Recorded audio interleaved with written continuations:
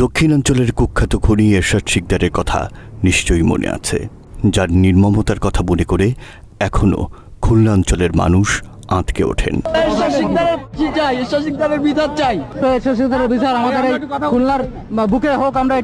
2004 সালে ফাঁসির মধ্য দিয়ে শেষ হয় এরশাদ শিকদার অধ্যায়।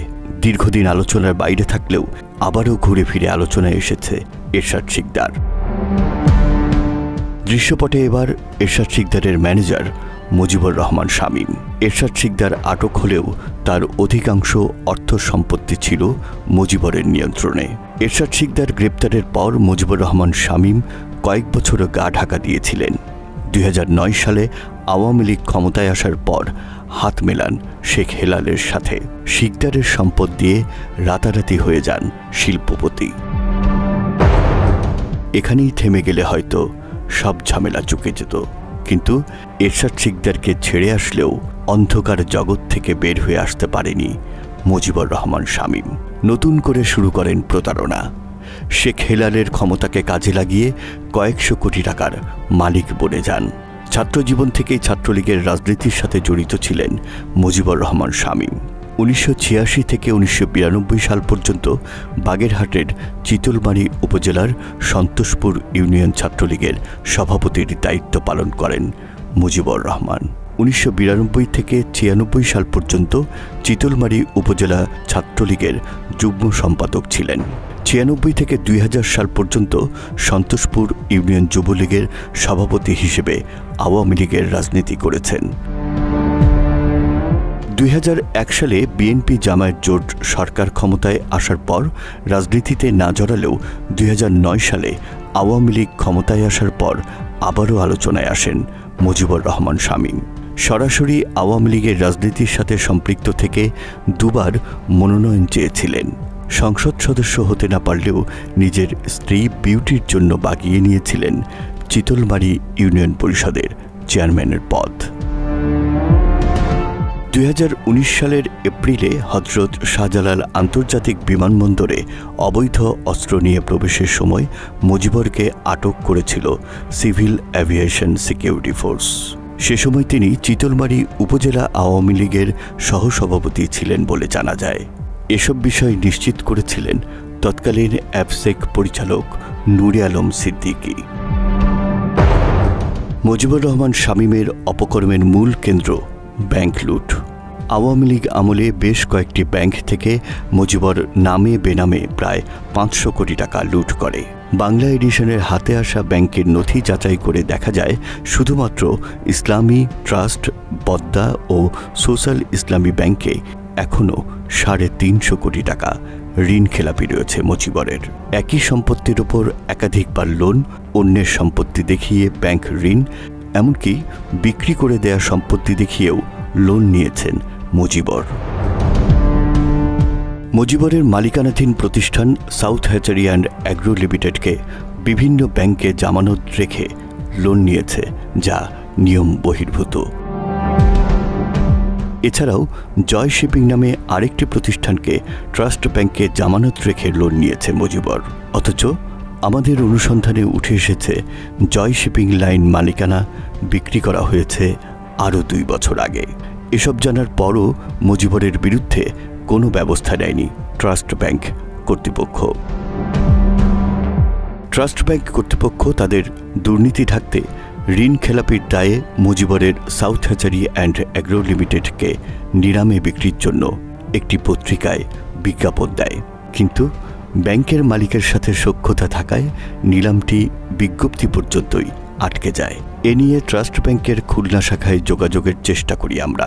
প্রথমে কয়েকবার কল না ধরলেও এক পর্যায়ে আমাদের কল কেটে দেয়া হয়। এত সব লুটপাটের পরও মুজিবরের কিছুই হয়নি, কারণ শেখ হেলালের হাত ছিল তার মাথায়। কিন্তু শেখ হেলাল হাসিনার সাথে পালিয়ে যাবার পর আত্মগোপনে চলে যায় মুজিবুর রহমান শামীম। মাস দিনেক গা ঢাকা দিয়ে থাকার সময়টুকুতে নিজের বেশ পাল্টে হাজির হন নতুন রূপে। দাড়ি টুপি লাগিয়ে চেষ্টা চালান জামায়াতের রাজনীতিতে যুক্ত হবার। জামায়াত ইসলামীর সবুজ সংকেতে না পেয়ে হাত পাখায় যোগ দিয়ে নতুনভাবে পুরাতন প্রতারণা শুরু করেন মুজিবুর রহমান শামীম। জনাব মুজিবুর রহমান শামীম সাহেব আজকে ইসলামী আন্দোলন বাংলাদেশের যোগ দিতে আছেন, আলহামদুলিল্লাহ। মাত্র 30% টাকায় জমির মালিক হয়ে নতুন বাংলাদেশের গড়ে তোলার স্বপ্ন দেখা বাংলা বসতি। হাত পাখায় ঢুকেই আবারও ব্যাংক লুট করা শুরু করেছে এই প্রতারক। বাংলা এডিশনের হাতে আসা একটি গোপন চুক্তিপত্র অনুযায়ী দেখা যায় সোশ্যাল ইসলামী ব্যাংক মুজিবরকে 100 কোটি টাকা লোনের মধ্যে 50 কোটি টাকা প্রদান করে। বাকি 50 কোটি টাকা ছাড়ের আগেই স্বৈরাচারের পতন হলে সেই টাকা আটকে দেয় ব্যাংক। 15 মে 2025 তারিখের ওই চুক্তিপত্র অনুযায়ী দেখা যায় বাকি 50 কোটি টাকা ব্যাংক থেকে ছাড়িয়ে আনতে তৃতীয় একটি পক্ষকে মুজিবর 8 কোটি টাকা ঘুষ দিতে সম্মত হয়।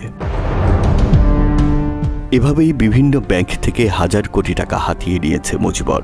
বিভিন্ন সময়ে রং পাল্টানো মুজিবুর রহমান শামীম 5 তারিখের পর দাড়ি টুপি লাগালেও এখনও আওয়ামী স্টাইলে নিজের অপকর্ম চালিয়ে যাচ্ছে।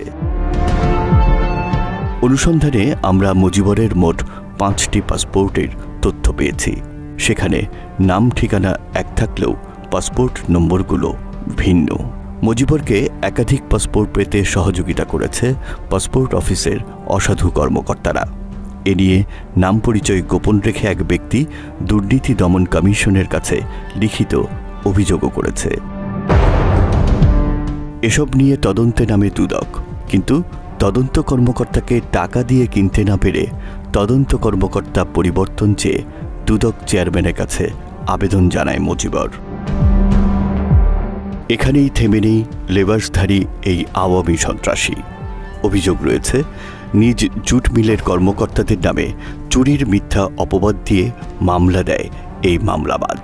ভুক্তভোগী জয় জুট মিলের এক কর্মকর্তা জানান, মিথ্যা কথা বলে তাদেরকে মিলে ডেকে নিয়ে সন্ত্রাসীদের দিয়ে মারপিট করে সাদা কাগজে স্বাক্ষর নেয় জয় জুট মিলের চেয়ারম্যান প্রতারক মুজিবর। এবারে যখন কথা বলা শুরু করি, কথা বলার এক পর্যায়ে উনি বলেন যে আমার বাইরে একজন মেহমান আসছে, আমি একটু বাইরে যাচ্ছি।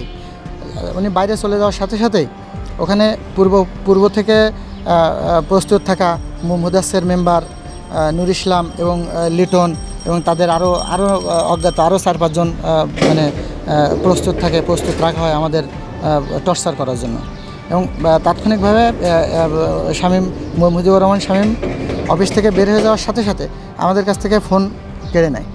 ফোন কেড়ে নিয়ে আমাদের সাদা কাগজ আমাদের হাতে ধরিয়ে দিয়ে বলে, এখানে তোরা লেখ, তোরা কী কী এখান থেকে নিছিস সেগুলো লিখে তারপর সই কর। আমরা বলি আমরা কিছুই নেই নাই, আমরা কোনো অন্যায় করি না, আমরা কোনো দুর্নীতি করি নাই যে আমরা এখানে লিখবো, আমাদের লেখার মতো এখানে কিছু নাই। তখন আমাদের এলোপাতাড়ি মোটা লাঠি দিয়ে মারা শুরু করে। মারতে মারতে এক পর্যায়ে আমাদের মাটিতে ফুলেরে শোয়ায়ও মারে। মারপিটেও স্বাক্ষর করাতে সক্ষম না হয়ে তাদের উপর চালানো হয় অমানবিক নির্যাতন। এক পর্যায়ে বাধ্য হয়ে সাদা কাগজে স্বাক্ষর দেয় তারা। কয়েকটা কাগজে আমাদের সিগনেচার করিয়ে নেয়, সাদা কাগজে সিগনেচার করিয়ে নেয়। আমরা যেটুক লিখছি কিন্তু কোনোটাতে আমরা ভুল করি না, এজন্য আমরা ভুলের কথা আমরা কোনোটাই লিখি নাই। তখন ওদের ইচ্ছা মতো ওরা জোরপূর্বক বলে এটা লেখ। তখন আমরা লিখতে বাধ্য হই কিছু কথা লিখে আমাদের কাছ থেকে সিগনেচার নিয়ে ওরা কাগজ রেখে দেয়। এরপর এমডি কিছুক্ষণ পর বাইরের থেকে এসে বলে কাগজ সই হয়েছে?